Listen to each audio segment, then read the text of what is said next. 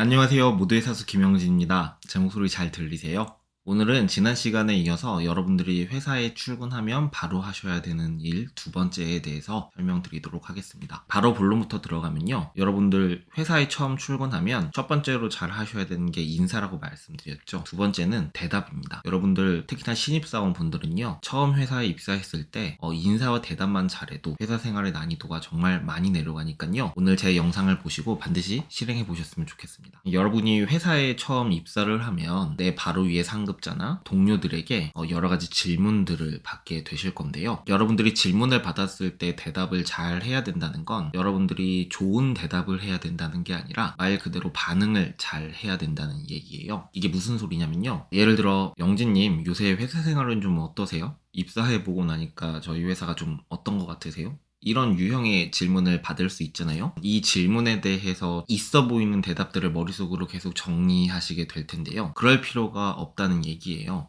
회사 생활이 어떤지 솔직하게 얘기하시면 되고요. 좋은 대답을 하느라 답변의 시간이 길어지는 것보다는 앞 사람에게 적절한 반응을 하시는 것이 좋다는 얘기예요. 입사한 지 얼마 안 돼서 잘 모르겠다 싶으면 잘 모르겠다라고 얘기하시면 되고요. 답변의 시간이 필요하면 생각할 시간을 좀 주세요라고 얘기하시면 되고요. 여러분들이 상대방의 질문에 적절한 대응을 하지 못하고 침묵의 시간을 만들게 되면 특히 처음 이 회사에 들어와서 지금부터 사람들과 신뢰를 쌓고 평판을 만들어야 하는 사람 입장에서는 매우 좋지 않은 행동으로 보여질 수 있거든요. 한번 입장을 바꿔놓고 생각해보면 바로 알 수 있는데요. 만약에 질문자가 질문했을 때 즉답하지 못하거나 제때 적절한 반응을 하지 못하게 되면 침묵의 시간이 길어지고 그 침묵의 시간을 기다리지 못한 질문자가 질문하고 자기 자신이 대답하는 일들이 발생해요. 그것도 생각보다 꽤 많이 자주 발생하거든요. 주로 어떤 일에서 이런 일들이 많이 벌어지냐면요. 업무를 분장하는 경우에 혹은 일에 대해서 질문을 할 때 이런 일들이 많이 벌어져요. 예를 들어서 보통 우리가 업무를 분장할 때도 그 사람에게 이 일 좀 해줄 수 있니? 라는 권유형으로 의문형으로 말이 시작되는데요. 즉답하기 어려운 질문을 받았을 때 질문의 시간이 길어져 질문자가 대답을 대신하는 상황이 지속되면 질문자가 답변하는 사람에게 책임을 위임하지 못하는 상황이라는 뜻이에요. 예를 들어서 지금 현재 이 일이 중요한 일인데 지금 이 일을 할 수 있는 사람이 있냐는 질문에 아무도 대답을 하지 않으면 제가 직접 그 누군가를 지적해서 이 일을 가져가게 하겠죠. 이 상황은 이 일을 주체적으로 그 사람에게 넘기는 행위가 아니라 제가 직접 개입해 그 사람에게 억지로 일을 하게 만든 상황이기 때문에 그 사람도 책임감이 떨어지고 제가 일을 딱 시킨 그 범위까지만 업무를 하고 저한테 다시 검사를 받으려고 할 거예요. 그리고 그걸 검사해주면 또 다음 단계의 업무를 시킨 것까지만 하고 저한테 재차 또 검사를 받겠죠. 이런 식으로 업무가 확실히 책임과 권한이 분장되지 않고 각각 단계마다 의사결정을 상사가 대신하게 되면요. 그 일이 잘 되었을 때 성과는 누가 잘해서 낸 성과고 그 일을 못했을 때 실패의 책임은 누구한테 있는 걸까요? 어떤 사람들은 정말 이 관계, 대화의 구조를 잘 몰라서 이런 행동을 무의식 중에 하지만 어떤 사람들은 책임질 일을 아예 만들기 싫어서 책임을 회피하기 위해서 일부러 대답을 유보하기도 해요. 자기가 대답을 안 하고 가만히 있으면 나의 상급자가 대답을 대신 해주고 나에게 업무의 범위를 정해줄 것을 알고 있으니까요. 이렇게 시키는 일만 하면서 조직 속에 묻어가려는 걸 생존 전략으로 사용하는 사람들이 있고요. 누구나 이런 사람들과 함께 일하는 걸 싫어합니다.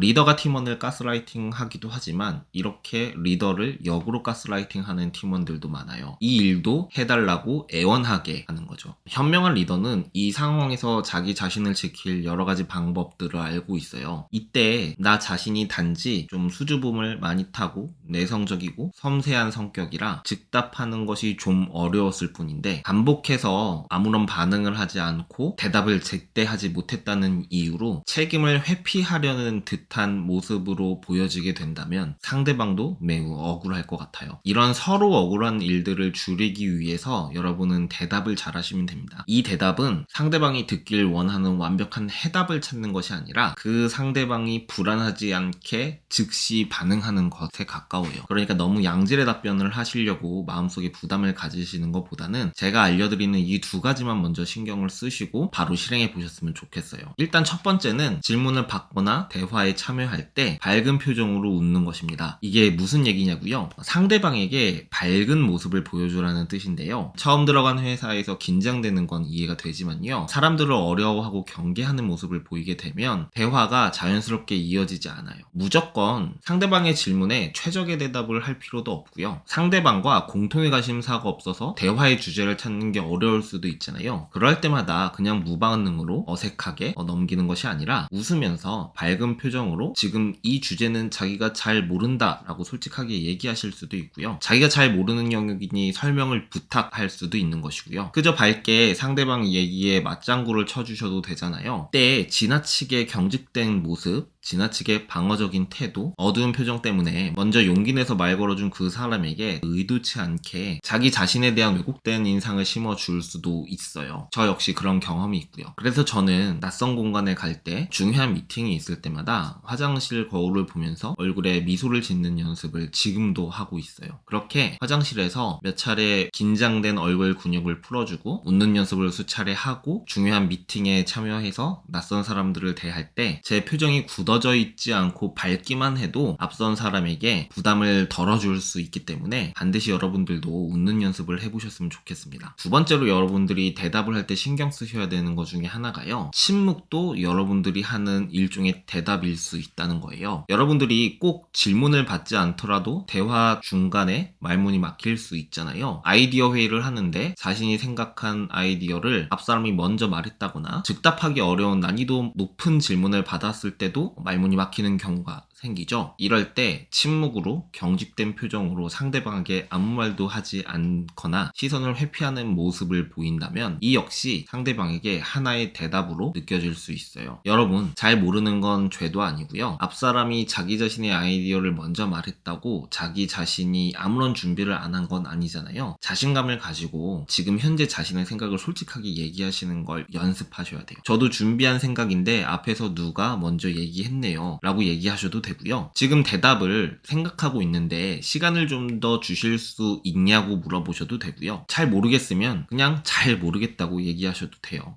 상대방에게 대답할 수 있는 방법은 정말 여러 가지가 있으니까 침묵으로 반응하지 마시고 꼭 말로 반응해 주시면 좋을 것 같아요. 갑작스럽게 바쁜 와중에 추가 업무를 받게 되는 돌발 상황 중에도요. 제가 진짜 너무 바빠서 일을 못할 것 같습니다 라는 선택지만 있는 건 아니거든요. 예를 들어서 이 업무를 통해 내가 내야 되는 성과가 무엇인지를 물어보셔도 되고요. 이 업무는 언제까지 하길 원하시는지 그 일정에 대해서 질문을 하실 수도 있고요. 지금 하고 있는 일을 먼저 할지 아니면 지금 급하게 요청해 주신 일을 먼저 할지 이 순서에 대해서 의견을 여쭤봐도 좋고요. 자기 자신이 지금 요청하신 이 일에 어떤 마음가짐, 어떤 생각을 가지고 있는지 표현할 수 있는 방법은 정말 많은 선택지가 있고 정말 다양해요. 이렇게 수동적으로 방어적으로 시키는 일만 하시거나 자기 자신에게 도움이 된다고 생각하는 일만 받아서 하지 마시고 해당 영역에서 최고가 되기 위해 나한테 필요한 정보를 취합한다 라는 생각을 가지고 역으로 질문해서 정보들을 한번 수집해 보세요. 회사의 대부분의 사람들은 회사에서 시키는 일정 양의 업무, 일정 종류의 일들만 하려고 하기 때문에 성과를 기준으로 줄 세우기가 매우 쉬워요. 제가 알려드린 방식대로 대답만 잘 하시고 질문만 잘 하셔도 대부분의 사람들과 경쟁하지 않습니다. 같은 업무라도 자기 자신이 스스로 기획을 해서 일을 하시고요. 회사에서 시키는 일만 하지 마시고 일을 만들어서 하시고요. 침묵이 아니라 말로 반응해서 앞사람의 마음을 편안하게 해주기만 하셔도 회사에서 여러분들의 평판은 달라지기 시작합니다. 그러니까 오늘부터 인사와 대답 이 두 가지는 꼭 신경 써서 잘 해보셨으면 좋겠어요. 지금까지 내용이 도움이 되셨다면 좋아요, 구독, 알림 설정 부탁드리고요. 다음에 더 좋은 영상으로 찾아뵙겠습니다. 긴 시간 경청해주셔서 감사합니다.